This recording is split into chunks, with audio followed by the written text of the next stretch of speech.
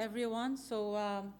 I'm presenting today the work of my graduate student, Elissa, and I'm Rita Awwad, an associate professor at the Lebanese American University coming from Beirut. So the presentation is titled The Impact of a National Insurance Database on Construction Contractors' Safety Commitment. The outline, the introduction definitely, and then the research objective, contribution, some related work, methodology, the results, and then the conclusion and the future work. So just to introduce the topic, if we want to evaluate the impact of construction on the economic development of any nation, we know that the construction industry is a significant part of the GDP of any country. And construction significantly affects the economic development of countries. So based on a study in 2021, we had noted a significant growth in the market size from $10 trillion to $15 trillion in 2030. Studies also show a strong link between the construction activities and the GDP, as I said. So, for example, in China, this is about 25% of the GDP. Now, of course, this also comes... What happened? Did I click anything wrong? The screen is off. Where did you...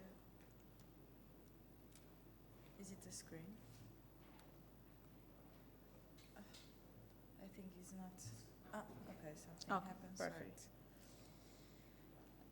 Okay, so as I said, the construction industry is part of the GDP, a significant part. It's part of the economy of any country, but it also comes with disadvantages. We know that the construction industry has a lot of hazards, has a lot of uncertainties. It comes with a lot of accidents, of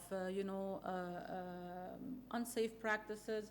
So in many developing countries, and I'm going to focus on developing countries in my study, we lack safety regulations, and even when they exist, we lack the enforcement of those safety regulations. Also, insurance companies have a pivotal role in that context because insurance companies link the premium charged to a contractor to its safety performance and safety records. So also they are an important constituent of this whole picture. So the contractors' safety records are not shared usually between insurance companies in developing countries. So if a contractor has a bad safety record and then they want to bid on a project, then they can just change an insurance company and this would not affect anymore the premium charged.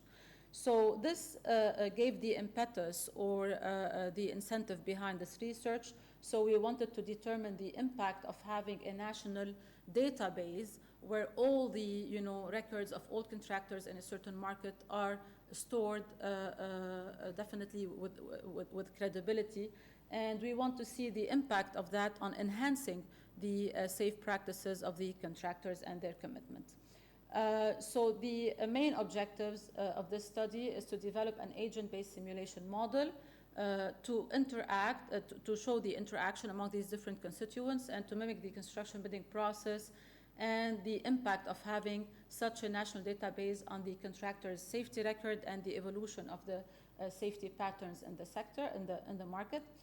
Assess the influence of such database on the market safety climate and be able to compare without versus with, and be able also to do some experiments in terms of partial sharing of data versus full sharing of data, etc. So what would that bring, or what would that contribute to the construction knowledge? We think that the tool itself would be able to assist policymakers, would be able to assist insurance companies to, if you want, experiment with the impact of such a database, the challenges, and the implementation.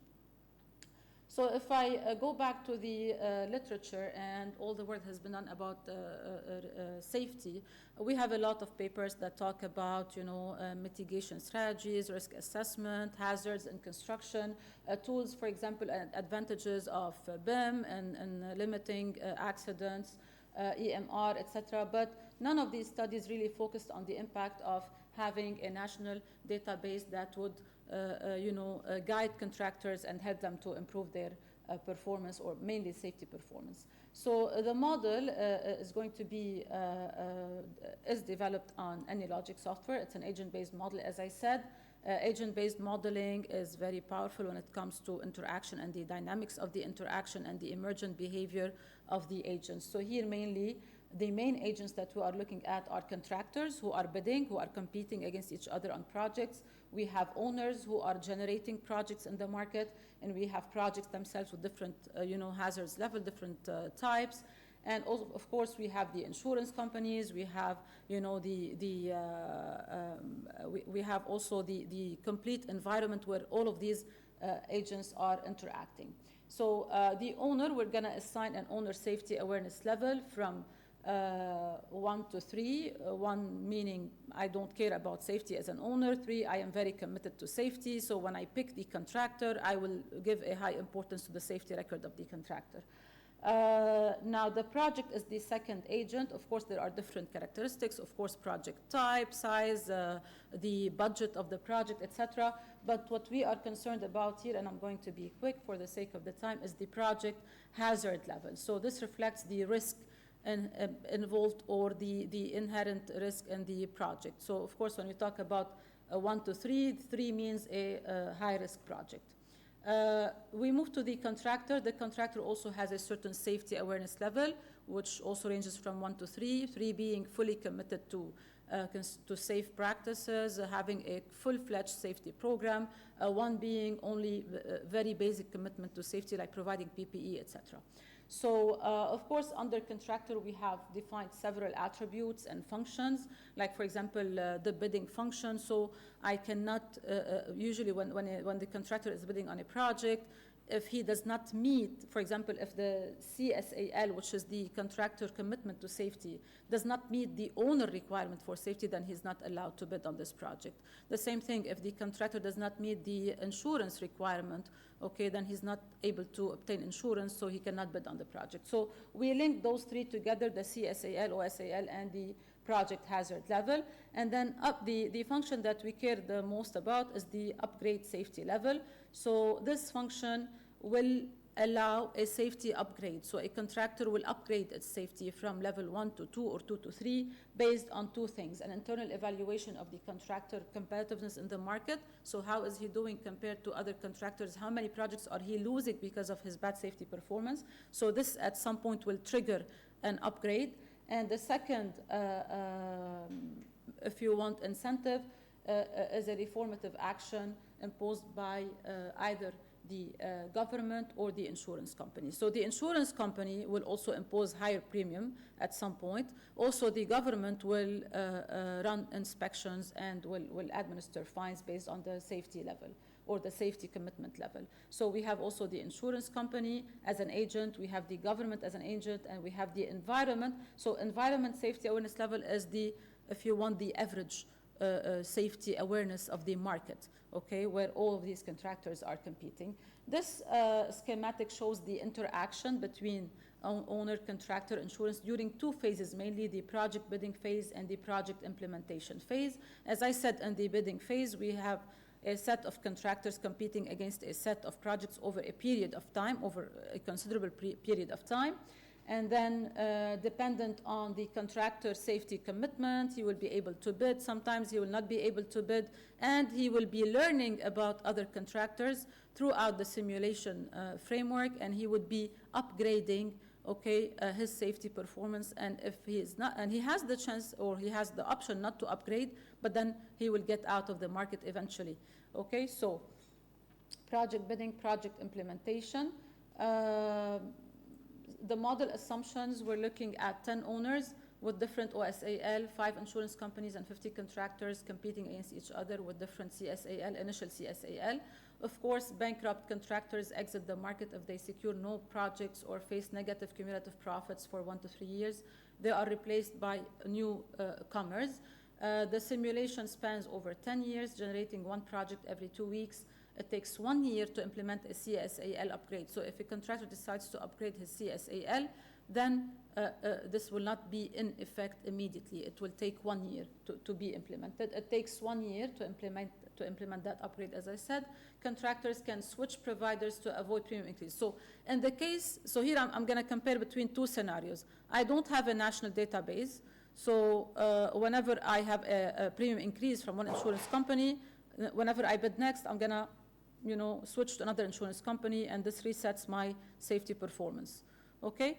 Versus having a national database where even if I jump, all the insurance companies are communicating together. They have a common database where all the information is stored, so I cannot avoid this premium increase, okay? Higher CSAI levels correlate with fewer accidents and violations. So moving to the results, we have two lines. One, the blue line reflecting the environment safety awareness level. So this is the average, if you want, safety commitment level in the market. And the red line is the initial one. So what we started with and what we had, okay, over the duration of the simulation. So we can see that whenever the database is active, which is the top figure, we have an environment safety awareness level of about 2.08 at the end versus 1.82 whenever the database is inactive. So we can see clearly that this helps to improve the safety commitment of the contractors. Also, we reflected the total number of contractors that have upgraded their CSAL. If you look at the active database scenario, we have about 35 versus the inactive, which is about 29. So we have more contractors who went into safety upgrade whenever the database is active. Now, this study presents a construction bidding framework that was used to assess the impact of this national database. Of course, it comes with limitations, and it comes also with future work. So the main finding, if you want, of this research is that definitely a national database would lead to an improvement in the safety practices of the contractors. Now, of course, this does not come without challenges. As I said, it's not that easy to implement. We have to make sure that the data shared is credible, is validated. We have to make sure also that it is systematic, it is consistent among all the insurance companies who are, part of this database. So this is, if you want, one step towards this goal, this work. The paper provides a useful tool for policymakers to study the impact of different safety improvements measures on the overall construction safety awareness in a certain market. Now, future work will explore the option of probably, because of the challenges of a national database, maybe we can replace that with inter-insurance agreement, so data sharing between different insurance companies. So we want to explore the option of inter-insurer accident history sharing agreements. And we want to also check the partial versus full sharing, okay, the advantages, disadvantages. Also, we want to assess the impact on the we want to link that to the financial performance. So how would that, so for example, how does a safety upgrade affect the financial performance of the contractor on the long term versus, not being concerned about any safety upgrade. Thank you. This was mainly our work today. These are the references, and I would be glad to answer any questions. Thank you so much.